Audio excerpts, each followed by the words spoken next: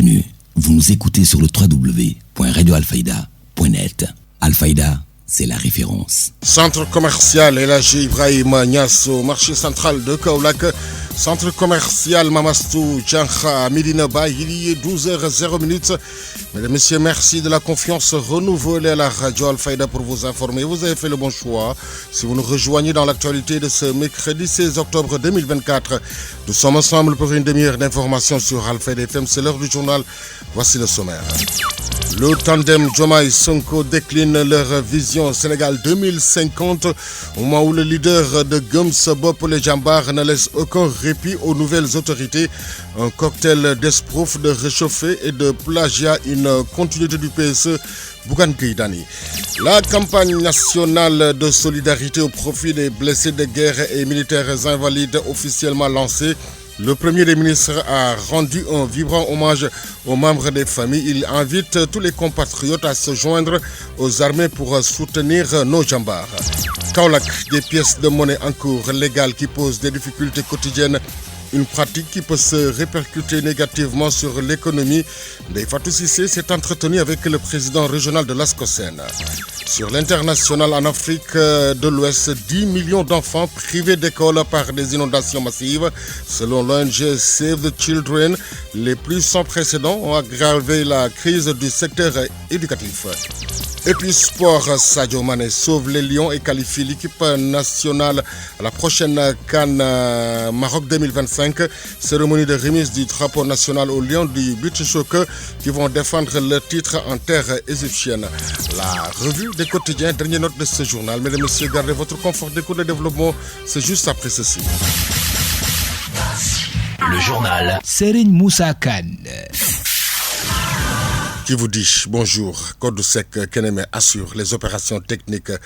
Faire du Sénégal un pays souverain, juste et prospère. Les nouvelles autorités ont présenté leur vision du pays pour les 25 prochaines années. Son Excellence Bassirou Diomaye Diakhar Faye lors de la présentation du nouveau document de politique nationale de développement Sénégal 2050. Un projet politique inédit qui trouve sa source dans les valeurs séculaires de notre nation, bâtie sur l'honneur et la dignité. Pour rappel, lors de ma prestation de serment le 2 avril 2024, je m'engageais devant vous à mobiliser les Sénégalais d'ici et de la diaspora autour d'un projet national fédérateur orienté vers un futur serein. Dans ce sillage, j'ai impulsé la gouvernance publique autour du Djubal et Djubanti pour transcrire dans nos actes et discours de tous les jours la cause primordiale et la volonté sacrée du peuple sénégalais souverain. Dans cet esprit, j'ai demandé au Premier ministre, dès le premier Conseil des ministres, la finalisation d'un nouveau référentiel de la politique économique et sociale, ce qui s'est fait dans les 6 mois, malgré, il faut le souligner, le contexte très chargé lié à la gestion problématique de la continuité des pouvoirs publics après l'alternance. Aujourd'hui, 14 octobre 2024, nous partageons avec les différents segments du peuple sénégalais et la communauté internationale ce document stratégique qui pose les fondements d'une nouvelle ère pour notre pays. La vision Sénégal 2050, agenda national de transformation, révèle donc assurément la dynamique d'un pacte social national pour bâtir un Sénégal souverain, un Sénégal juste, un Sénégal prospère. Avec ce nouvel outil, le Sénégal sort totalement des schémas classiques du passé qui entraînent la stagnation, a poursuivi son excellence, assurant les Sénégalais de sa volonté de consolider une nation solidaire, résiliente et résolument ancrée dans sa modernité. Ce document traduit en profondeur notre ambition de dépasser les clivages et les défis et de réviser totalement les schémas classiques du passé qui entraînent une stagnation et une régression sociale inacceptable, entretenue par une gouvernance de confort vigoureusement indexée et fortement rejetée par les populations. Les populations déterminées à changer inéluctablement leur sort. Avec le référentiel présenté et déployé, nous devons consolider durablement une nation solidaire, une nation résiliente et résolument ancrée dans la modernité, le progrès et le bien-être de chaque Sénégalaise et de chaque Sénégalais. Au demeurant, nous prenons date à partir d'un héritage lourd, marqué par une situation économique, budgétaire, financière et sociale extrêmement difficile et complexe, qui trouve des explications dans la mauvaise direction empruntée par notre pays dès les premières années de notre indépendance.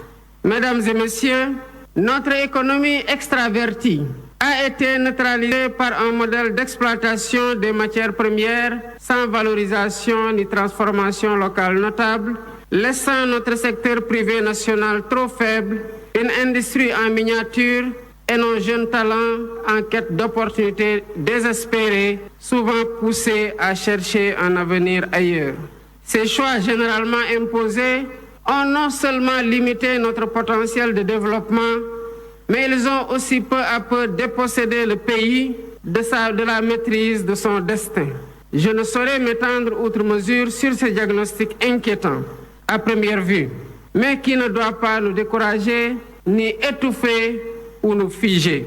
Car la force d'un pouvoir, c'est sa capacité à agir, à fixer un cap stratégique, mais également à trouver dans le temps et dans l'espace, et selon les circonstances, les meilleures solutions et les moins coûteuses pour répondre aux défis présents et futurs, ainsi qu'aux aspirations et préoccupations légitimes des populations. À l'instant, son Excellence Bassirou Diomaye Diakhar Faye pour un Sénégal juste et prospère. Les nouvelles autorités ont présenté leur vision du pays pour les 25 prochaines années. Le président Gëm Sa Bopp Le Jambar Bougane Gueye Dany, le référentiel décliné par le régime du président Diomaye n'est qu'un plagiat du réchauffé du PSE qui n'a d'ailleurs pas porté ses fruits avec le régime de Macky Sall, a soutenu le membre de la coalition Sàmm Sa Kàddu. Le document présenté aujourd'hui aux Sénégalais, à savoir Sénégal Vision 2050, c'est tout simplement un cocktail d'esbrouf, de réchauffé et de plagiat. Mesdames et messieurs, après 7 mois d'attente, après avoir repoussé maintes fois ce rendez-vous ô combien important avec le peuple, après avoir fui l'Assemblée nationale pour ne pas faire sa déclaration de politique générale, nous venons de découvrir la vision des nouvelles autorités du Sénégal, le Premier ministre Ousmane Sonko et son Excellence le Président de la République auprès du Premier ministre. Que dis-je? Premier sinistre de la belle République du Sénégal. Ce jour du 14 octobre restera mémorable par la sinistre campagne électorale lancée dans un des pôles emblématiques du PSE par un PM qui croit sortir de la cuisse de Jupiter avec le nihilisme de notre histoire commune. Une vision politique à la hauteur de la grande nation ne s'achète pas dans un cabinet de consultance. Le Japon dont il fait référence n'est pas le produit d'un cabinet privé, mais d'une œuvre collective et consensuelle de tout un peuple sous un leadership effectif d'hommes vertueux et intègres imbus du patriotisme et des valeurs éthiques. 5 points clés auront retenu mon attention lors de cette présentation. Numéro 1, de l'esbrouf et de l'arnaque intellectuelle. Bougane Gueye Dany a souligné ce qu'il qualifie comme un manque de substance dans le projet présenté. Selon lui, la vision n'en est pas une, juste une litanie de vos pieds sans colonne vertébrale. Déclaration vague qu'il qualifie de yaka faucon. Le premier constat sur la forme, c'est d'abord la continuité manifeste entre le Sénégal Vision 2050 et le plan Sénégal émergent PSE. Ce sont les hommes du PSE, les documents du PSE et l'approche du PSE. Les mêmes documents élaborés sous le PSE, je veux parler du document de la stratégie nationale de développement du secteur privé, qui ont été plagiés et recopiés tels quels. Rien n'a changé. Même les déclinaisons quinquennales et décennales. Mesdames et messieurs, toujours dans le domaine de l'esbrouffe intellectuelle, sur quelle base les chiffres annoncés dans le diagnostic par le Premier ministre Ousmane Sonko sont-ils vrais? Et si tant est que lui-même a déclaré faux les chiffres officiels de l'administration publique et par conséquent de faussaires, de hauts fonctionnaires dont bizarrement certains étaient de la partie aujourd'hui, parmi lesquels les principaux orateurs de ce matin. Je vais y revenir.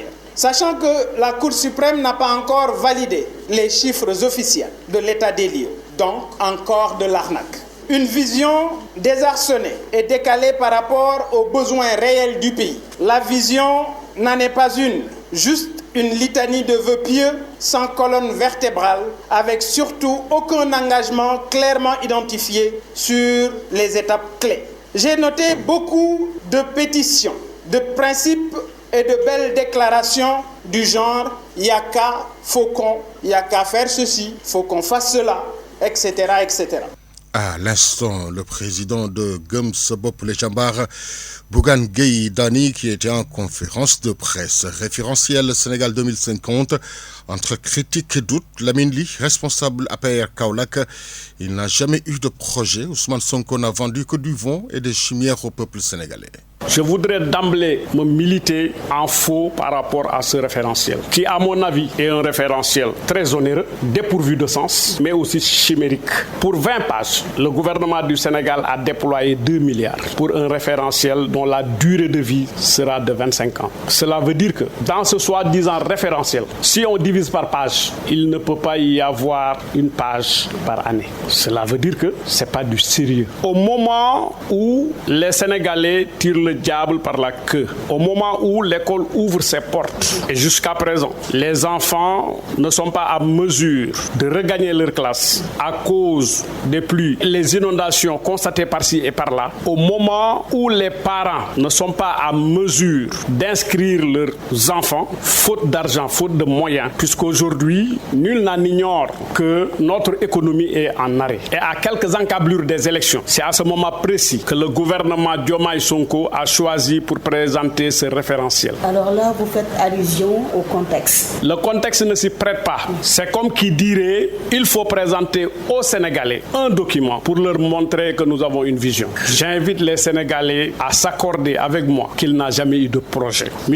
Ousmane Sonko a clamé un projet qu'il a vendu pendant 10 ans aux Sénégalais. Ils l'ont mis au sommet de l'État. Et à l'arrivée, qu'est-ce qu'on remarque? Que ce projet n'a jamais existé. Ousmane Sonko n'a vendu que du vent et des chimères au peuple sénégalais. Alors là, en parlant de chimères, dans le référentiel, ils ont parlé même de création d'emplois, plus de 500 000. Ils ont parlé également de plus de 18 milliards de financement. Qu'en est-il de ces chiffres? C'est une aberration. Dès leur avènement à la magistrature suprême de notre pays, nous avons remarqué qu'ils ont licencié au niveau du port autonome de Dakar plus de 700 personnes et au niveau de la LONASE plus de 400 personnes. Y aurait-il deux types de Sénégalais? Un Sénégalais qui a le droit d'occuper un emploi et un autre qui n'en a pas. Vous nous promettez de recruter 500 000 emplois, alors que les emplois que vous avez trouvés sur place, vous ne les avez pas consolidés. Vous avez licencié des Sénégalais au profit d'autres Sénégalais. Puisque l'administration est une continuité, il fallait continuer à développer les projets que Macky avait laissés, à mettre leurs touches personnelles.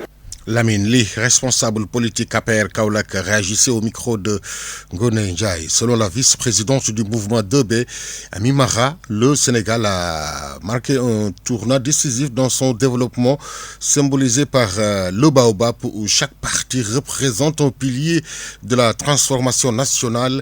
Elle est ici au téléphone de Ngoné Ndiaye. Le nouveau référentiel Sénégal 2050 est représenté sous forme d'un baobab, un symbole emblématique du Sénégal, et a noté à 4 grands axes programmatiques. On peut citer les axes. Il y a les racines du baobab, la bonne gouvernance et l'engagement africain. Il y a le tronc du baobab, l'aménagement optimal et développement durable. Il y a les branches du baobab, le capital inné de qualité, on dit de qualité, garantie de l'équité sociale, et les fruits du baobab, une économie compétitive. D'ailleurs, quand on parle de la bonne gouvernance, parce que tout c'est de la bonne gouvernance, Actuellement, vraiment, comme on a l'habitude de le dire, nos autorités, le président Bassirou Diomaye Diakhar Faye, avec son premier ministre, M. Ousmane Sonko, ils sont en train d'abattre un excellent travail. Vraiment, toutes les actions posées, j'espère qu'il n'y a pas de problème. Tout le monde est content et c'est visible en plus. Et c'est ça l'essentiel. De façon objective, pensez-vous que la démarche elle est cohérente et prometteuse? Oui, la démarche est très, très, très cohérente et prometteuse parce que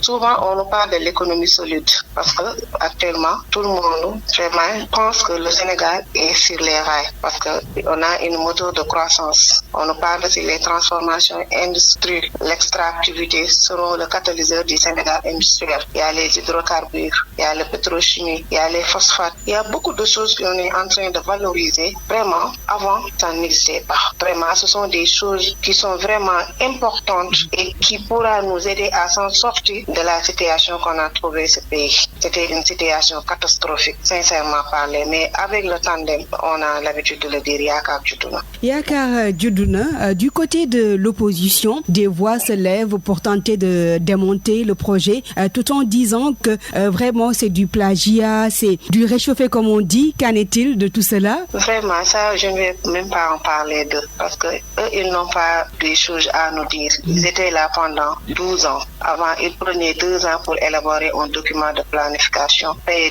2 milliards. Nous, dans 6 mois, les bonnes volontés, les fonctionnaires de l'État, les Sénégalais, ils ont fait un document de référentiel vraiment qui pourra s'en sortir le Sénégal d'une situation vraiment très dure et très difficile. Et Dieu merci, on est très, très, très satisfait de ce travail du président de la République et son premier ministre, M. Ousmane Sonko. Des propos recueillis par Goné Ndiaye. Revenez-nous vers la fin de cette édition pour les besoins de la revue des quotidiens. 12h12 au camp Semou Djemout Diouf, même également à la 22e Béra de Dakar, Bango. L'actualité régionale, nationale, c'est sur Alfayda FM 90.1. Émettant depuis Medina Baye, immeuble Cheikh Imam Hassan Sissé, studio Ali Momara Alelo, l'info se poursuit sur la référence. L'état-major général des armées a lancé une campagne nationale de solidarité en faveur des militaires blessés en opération et des invalides. Tamsir Fall, représentant des blessés et invalides militaires, a exprimé sa reconnaissance envers les autorités. Cette cérémonie qui nous réunit aujourd'hui constitue un acte de haute portée patriotique. Elle témoigne aussi l'attention particulière que les autorités étatiques portent à l'encontre des vaillants Djamba, mis par le devoir suprême en acceptant des sacrifices suprêmes jusqu'au prix de leur vie. Ils auront avec courage et abnégation volontairement accepté de tels sacrifices jusqu'au prix de leur vie. Ils auront avec courage et abnégation volontairement accepté de tels sacrifices par amour à leur patrie. Pour ne jamais être déshonorés, votre présence ici, Monsieur le Premier ministre, malgré un calendrier trop chargé, constitue pour nous, invalides et mutilés militaires, une grande satisfaction doublée de nouvel espoir pour des lendemains meilleurs, justifiés par une vie plus radieuse et plus honorable. Nos remerciements vont également à l'endroit du ministre des Forces armées pour son dynamisme avéré dans l'amélioration des conditions de vie des invalides et mutilés militaires. C'est l'occasion ici de remercier le chef d'état-major général des armées pour son entière implication aux nombreux problèmes qui assaillent les invalides et mutilés militaires, en activité et à la retraite, en vue de les solutionner définitivement. Soyez-en tous remerciés. Au nom de mes camarades blessés et mutilés de guerre et invalides ici présents, et aux autres restés cloués chez eux pour des raisons de difficulté et de déplacement. Que Dieu accorde à notre cher pays, le Sénégal, la concorde et la paix nationale tant souhaitée. Bonne chance aux nouvelles autorités étatiques du pays. Que Dieu continue de guider vos pas pour un Sénégal prospère, un Sénégal de tous, pour tous et hautement sécurisé. À l'instant, Tamsir Fall, le représentant des blessés et invalides militaires qui a exprimé toute sa reconnaissance envers les nouvelles autorités. Je vous le disais en titre, le premier des ministres Ousmane Sonko qui a lancé samedi cette campagne nationale de solidarité au profit des blessés de guerre et des invalides. Il a invité les bénéficiaires de la campagne à s'organiser autour d'une entité fédératrice et à s'engager pour un emploi optimal dans des ressources qui seront mobilisées.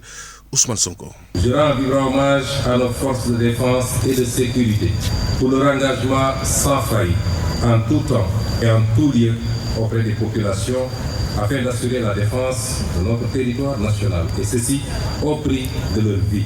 Pour cette raison, je voulais ici les citer en exemple pour notre jeunesse. Ma présence parmi vous montre à suffisance la volonté du chef suprême des armées et du gouvernement d'être davantage plus près de ses filles et fils de la nation et de leur famille.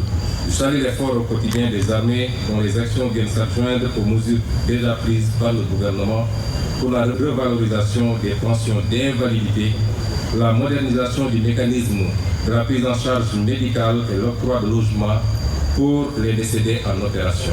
Au demeurant, cette nouvelle initiative offre à ces valeureux djambars l'opportunité de poursuivre leur contribution au développement économique et social de notre pays.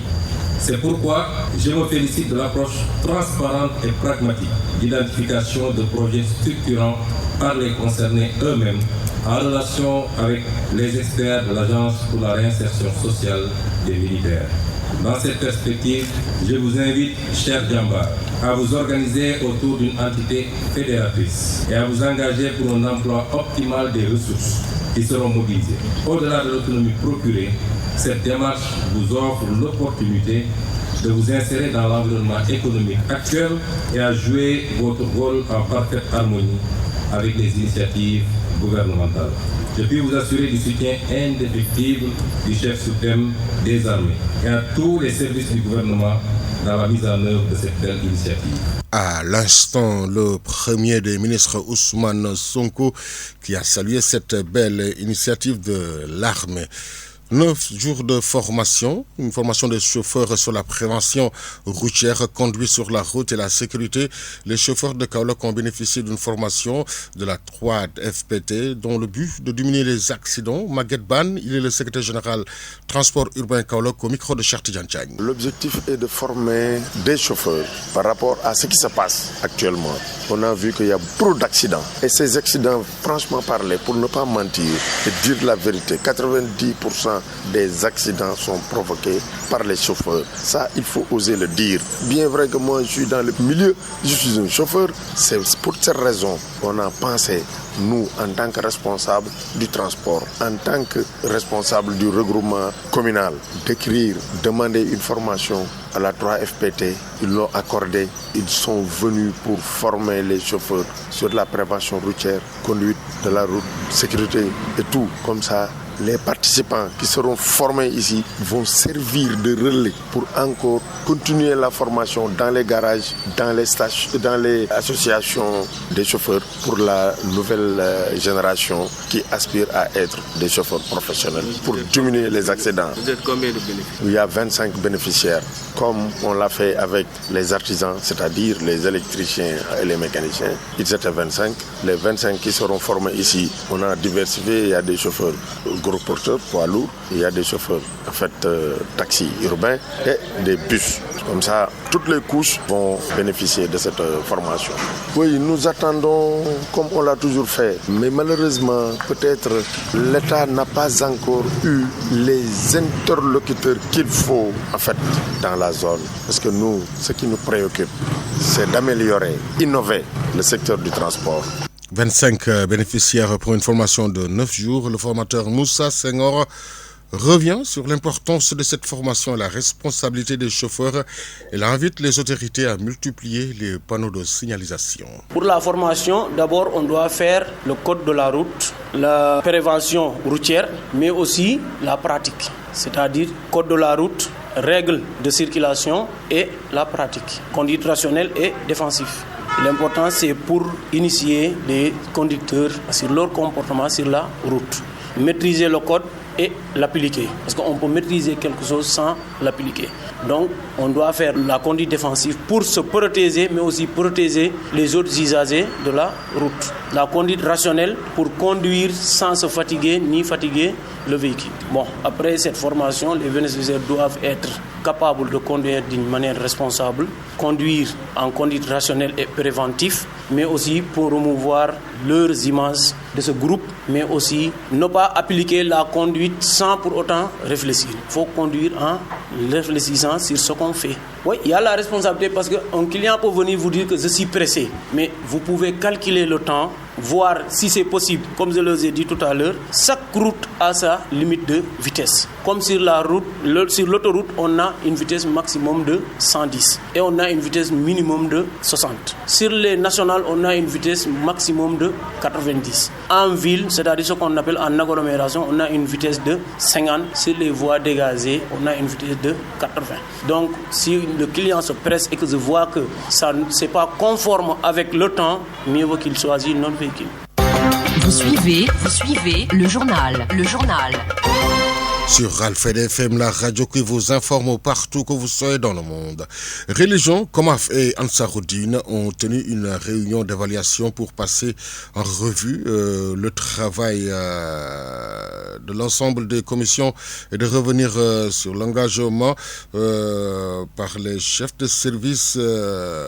Cheikh Tidiane Gaye, il est le rapporteur au micro de Ngonejaye. La première chose à dire, certainement, c'est rendre grâce à Allah subhanahu wa ta'ala qui nous a fait le don de travailler pour le prophète Mohammed sallallahu alayhi wa sallam sous l'autorité et la direction de Cheikh Ibrahim Niass devant son Khalif Cheikh Mohammed Ibrahim Niass. Qu'Allah lui donne longue vie et bonne santé. Ce qu'on peut retenir globalement, c'est de toute façon une satisfaction de tout ce qu'on a abattu comme travail, mais également satisfaction par rapport à l'accompagnement des autorités étatiques dans leur ensemble. Et en parlant d'elle, on va citer nommément le gouverneur de Kaolack parce que c'est le représentant de l'État ici. Et à côté de lui, son préfet, M. Latir Ndiaye, vraiment de la coordination qu'ils ont faite de l'accompagnement de tout ce qui est service de l'État dans son ensemble. Et sous l'autorité, bien sûr, du ministre de l'Intérieur. Donc, globalement, ce qui était attendu des services a été fait, je peux dire à 95%, peut-être avec des niveaux de réalisation différentes, de la satisfaction du côté des forces de sécurité et de défense, de la satisfaction du côté d'un service comme la SONAGED, de la satisfaction comme les services qui nous ont accompagnés dans la communication. Et permettez-moi cette année de citer nommément la RTS parce que son nouveau directeur général a fait pour Médina quelque chose qu'aucun directeur général de la RTS n'a jamais fait, c'est de venir au Gamou de Medina Baye, rendre visite au comité d'organisation, aller solliciter des prières auprès du calife et essayer de faire de son mieux pour rendre le plus équitable possible le traitement de l'information du Gamou au Sénégal en essayant de redonner à Medina Baye sa place. Nous témoignons de ça et nous le remercions pour ça. Par contre, comme l'État est un tout, à côté de ces secteurs où on a noté vraiment une certaine positivité, dans d'autres secteurs, on a noté ce qu'on peut qualifier comme des manquements que nous soulignons, non pas pour critiquer, mais pour mettre le doigt. Cheikh Tidiane Gaye, des manquements ont été notés de part et d'autre, d'où la nécessité pour le rapporteur de le souligner. Écoutons-le. Sur là où on a eu des problèmes parce que nous étions en réunion d'évaluation. J'allais citer parmi ces services-là Sénélec, dont le comportement nous a beaucoup surpris cette année. Parce que dans le cahier des sollicitations qui était remis à l'État, on avait demandé des branchements provisoires pour essayer d'accompagner les autorités religieuses dans la facture d'électricité qui est très salée. Ce qui se faisait d'habitude, c'était de demander des branchements provisoires pour ces autorités. Comme il l'a dit, mon marabout Cheikh Ibrahim Niass, chose qui se faisait depuis l'époque des Toubabs, sous la colonisation. Qu'ils ont refusé cette année. Pour quelle raison? Nous ne savons pas. Parce que le problème problème a été posé en CDD. D'après notre compréhension, ils avaient promis de le faire. Posé en CRD jusqu'aux réunions nationales, je pense que le ministre de l'Intérieur, M. Jean-Baptiste Tine, que nous remercions au passage, est même revenu sur cette question. Mais au moment de la mise en œuvre, ce qu'on a constaté, c'est que sur la liste de 160 branchements provisoires qui étaient demandés pour Médina, la Sénélec n'a fait que quelques-uns. Ils n'ont fait de branchement que devant le domicile du Khalife. Et ce dernier n'a pas utilisé ça parce que pour lui, il n'était pas question qu'il l'utilise alors que tous ses autres frères et sœurs n'ont pas bénéficié de ça alors qu'ils reçoivent des étrangers comme lui. Par rapport à l'alimentation en eau potable, ça, c'est des difficultés qui sont liées d'abord au fait que je pense que c'est Kaolack qui n'est pas correctement alimenté en eau. S'y ajoute maintenant l'organisation d'un événement comme le Gamou de Médina Baye qui accueille des milliers de personnes. Nous, on avait demandé 50 camions en réunion. Les autorités avaient dit que 20 camions peuvent suffire pour Médina. On était d'accord avec elles parce que c'était vraiment les spécialistes de cette question. Mais à l'épreuve, on s'est rendu compte qu'il y avait un sérieux problème de ravitaillement en eau. Mais à leur décharge, en tant que comité d'organisation également, on a constaté une volonté en eux de corriger. Parce que sur les 20 camions qui ont été mis à notre disposition, ils y ont ajouté 10 de leur propre gré. Plus l'accompagnement du groupement national des sapeurs-pompiers avec leurs 3 camions de grande capacité de 90 000 litres. Peut-être le dernier, mais pas le moins compliqué qui nous a surpris, c'est le comportement de la mairie de Kaolack. Et moi, quand je parle de la mairie de Kaolack, je parle d'institution. Parce que le remblai qui était promis et qui était à sa charge n'a pas été fait. Il nous avait promis des camions de vidange 6 qui finalement qu'on n'a pas vu et ça a posé problème au président de commission. L'Ageroute également, quelque part, nous a causé des soucis. L'actualité sur Alfayda FM. Vous le disiez en titre, des pièces de monnaie en cours légal qui posent des difficultés quotidiennes pour les consommateurs confrontés au refus de certains vendeurs ou chauffeurs de récupérer en échange ces pièces. Un problème qui n'existe qu'à Kaolack. Un reportage de Ndeye Fatou Cissé.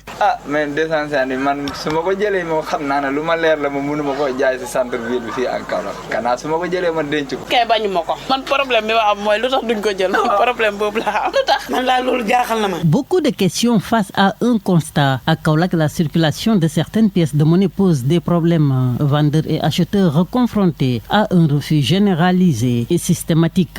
jaaxal nañu nak raison bo dem ñu délo la 250 bo joxé 500 ñu jël so joxé 200 bu tax sax dañ koy jël Kaolack rek la. Le bureau local de l'association régionale des consommateurs dit être au courant. Bien sûr, on a été saisi souvent, les gens me le parlent chaque jour que Dieu fait. El Hadji Abdou Badjo qui déplore revient sur une rencontre qui en son temps avait réuni la sécurité, la banque, les acteurs du commerce, les consommateurs, etc. autour de cette question liée au refus catégorique de certaines personnes à prendre lors d'un service ou d'une transaction de commerce certaines pièces de monnaie, pourtant en cours légal au Sénégal. On avait organisé une réunion à la banque et avec le directeur, avec tout ce qui tourne autour du commerce. On s'est réunis au niveau de la banque. Et jusqu'à présent, ce problème ne cesse de perdurer dans la région de Kaolack. Ça n'a pas fait effet sur le marché kaolackois. Le laisser-aller agrémenté dans un goût amer de graoul qui génère beaucoup de conséquences néfastes au sein de la société, allant jusqu'au sommet, donne tout son sens à l'objectif d'un système qui compte asseoir son action sur la droiture, le djub-djubal djubanti. Comme le préfet, sécurité, culte de la dénonciation avec la complicité des autorités compétentes, seul remède pour éradiquer certains comportements sans base légale dans la société sénégalaise. Et là, Abdou Badjo, il est le président régional de l'ASCOSEN à Kaolack au micro de Ndeye Fatou Cissé. Je pense que c'est la population qui ne dénonce pas. Parce que quand vous voyez que les gens vous refusez de prendre votre pièce de 200, de 250, et ce qui est anormal, je pense que vous avez le droit de dénoncer. Mais nous, on a un problème de dénonciation ici au Sénégal. Je lance un autre appel aussi à la population kaolackoise. Si ils ont vu un commerçant ou quel que soit consommateur refuse de prendre ses monnaies, il n'a qu'à aller à la police, il n'a qu'à aller à la banque et dénoncer le gars qui refuse de prendre cet argent-là. Je pense que ça va nous faciliter, nous aussi, notre travail. Mais si on ne fait que parler, fait des communiqués, la banque aussi fait des communiqués qui ne cessent pas, alors que la population ne suit pas, je pense que pour régler ce problème, ça va être un problème. Toute personne qui refuse de prendre ça, mais il fait quelque chose d'illégal. Bien sûr, je reçois des gens qui viennent ici pour porter plainte et dès qu'ils m'ont saisi, je pars là-bas, je parle avec le concerné, automatiquement ils prennent de l'argent. Je pense que si tout le monde fait ça, la police, ils sont au courant de ça. Le commissaire a mis quelqu'un même pour ça. Dès que vous arrivez à la police, il y a quelqu'un qui gère ça. Automatiquement, tu prends l'argent et tu te mets en garde à vue. Il faut que la population quand même dénonce parce que ça a perduré jusqu'à présent. Kaolack ne prend pas les 250, on ne prend pas les 200, on ne prend pas les 500, alors que c'est un monnaie légal qui est là sur la circulation, qui n'est pas interdit pour la vente. Mais alors pourquoi on refuse ça? Actualité internationale. Sur l'international en Afrique, 10 millions d'enfants privés d'école par des inondations massives. Selon l'ONG Save the Children, les plus sans précédent ont aggravé la crise du secteur éducatif. C'est une série de brèves réalisées par nos partenaires de la Voix de l'Amérique. 10 millions d'enfants sont privés d'école par des inondations massives en Afrique de l'Ouest et en Afrique centrale, a annoncé hier Save the Children. L'organisation d'aide aux enfants appelle les donateurs à soutenir l'assistance aux populations touchées. Actualité internationale.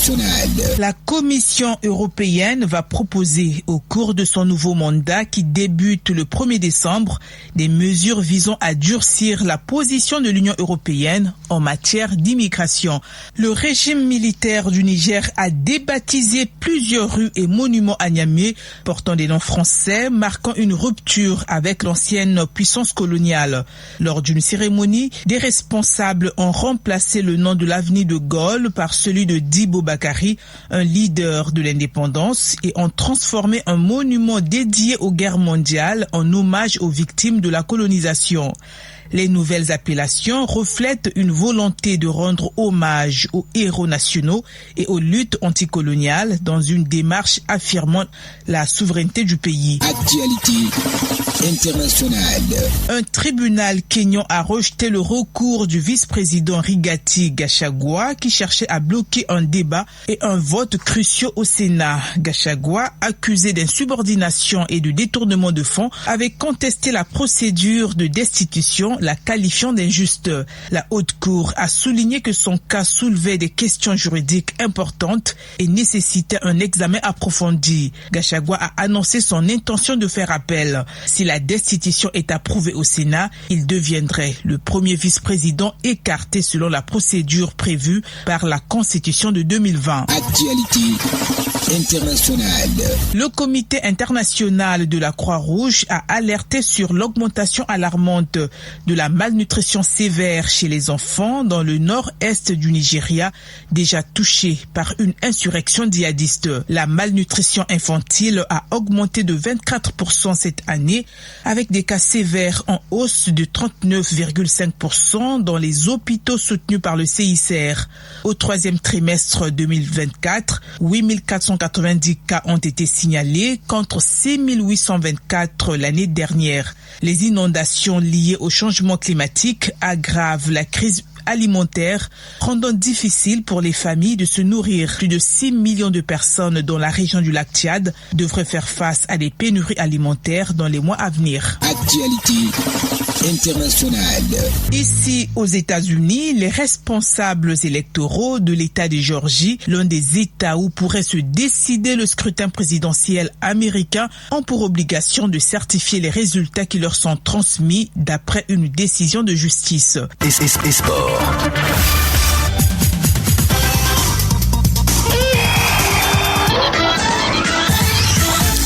12h37 au stade Lamine Kouragay, 2 heures de plus à Lilongwe au Malawi. Une page sportive que nous ouvrons avec la 4e journée des éliminatoires de la CAN 2025. Hier, le Tchad a été battu par la Zambie, 1-0. Soudan du Sud perd devant Ouganda 1-2. Tanzanie s'incline devant la RD Congo 0-2. Congo et Afrique du Sud ont fait match nul 1 partout. Mauritanie s'incline devant l'Égypte 0-1. Niger s'incline devant l'Angola 0-1. Rwanda bat le Bénin 2-1. Sierra Leone bat la Côte d'Ivoire 1-0. Archipel de Comores, Rabat et Tunisie ont fait match nul partout. Centrafrique s'incline lourdement devant le Maroc 0-4. Botswana Il bat le Cap-Vert 1-0. Guinée-Bissau et Mali ont fait match nul 0 partout. Éthiopie s'incline devant la Guinée 0-3. Soudan bat le Ghana 2-0. Le Ghana au bord de l'élimination. Malawi a été battu par le Sénégal 0-1. À la fin de cette rencontre, la réaction du coach Chicho.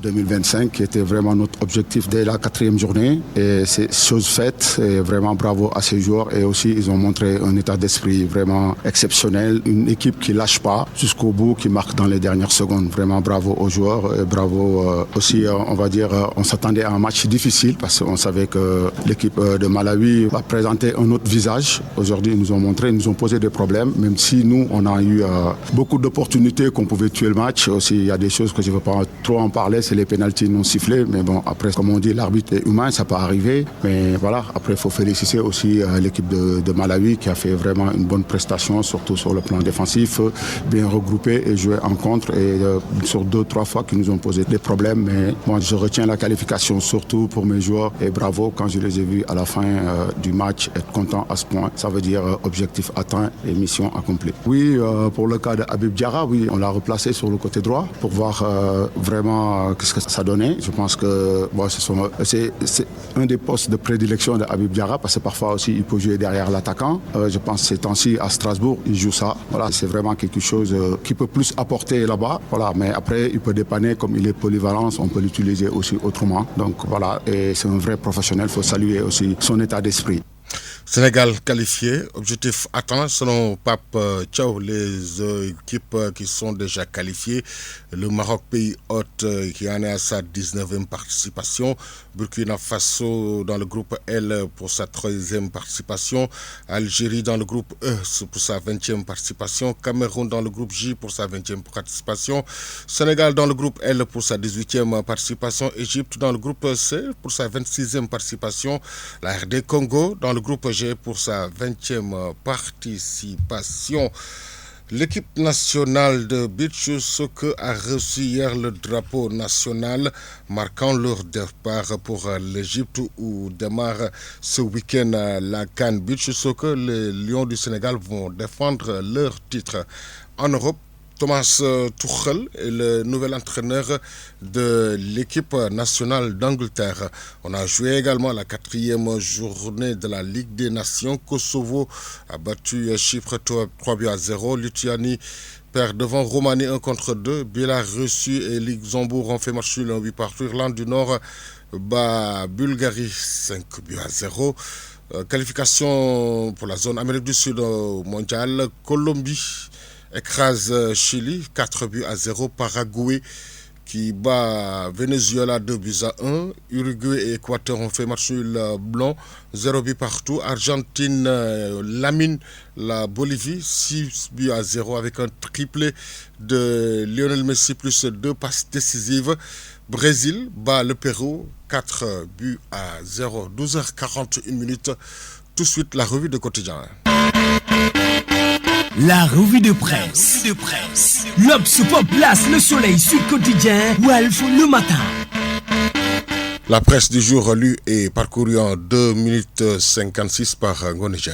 Bonjour et bienvenue dans cette revue des quotidiens. Macky corrige Sonko, Macky contre-attaque, Macky écaille Sonko, Macky écrase le Premier ministre Ousmane Sonko, Ouattcha cogne Koromak, la chasse riposte de Macky Sall à Ousmane Sonko à la une de la quasi-totalité des quotidiens parus ce mercredi 16 octobre. Accusé de mauvaise gestion des finances publiques, Macky Sall refute tout et rejette les chiffres avancés par Ousmane Sonko sur la dette publique et le déficit budgétaire. C'est faux, totalement faux, dans des propos rapportés par l'informateur Le Mandat, Besbi Le Jour, Réumi Quotidien et Las Quotidien. Macky Sall dit, je cite, « J'ai quitté un pays où les indicateurs étaient en vert. Les résultats des investissements de mon administration sont tellement visibles, précise l'ancien président Sall. Pays en ruine, endettement exagéré, falsification des chiffres de l'économie. Macky Ainsi, dans l'Indépendant et le quotidien dément le Premier ministre. L'évidence citera à ce sujet, guerre des chiffres, retour précoce dans le combat politique. Macky rompt la tradition, évoque l'Info Quotidien qui, en première page, affiche les photos des anciens présidents du Sénégal, de Senghor à Wade en passant par Abdou Diouf. À la fin de leur régime, ces derniers ont toujours décidé de se faire oublier ou tout au moins se faire discret. D'après le journal, cette tradition a volé en éclats avec le président Macky Sall qui a décidé de s'impliquer dans la vie politique quotidienne en dirigeant une liste aux législatives et en tirant sur les nouvelles autorités. Poursuivons toujours cette revue des quotidiens. Siéger à l'Assemblée nationale entre quête du pouvoir et volonté de servir. Le quotidien national Le Soleil part en une, ce qui fait courir les candidats. Un autre sujet à la une du quotidien La Tribune, appelant à la retenue et à la patience lors du lancement du projet Sénégal Vision 2050. Les syndicats, dont le même journal, rejettent la démarche du Premier ministre Ousmane Sonko. Pendant ce temps, Anta Babacar Ngom déchire ce référentiel Sénégal Vision 2050. Tout ça pour ça, lit-on dans Walfadjri Quotidien.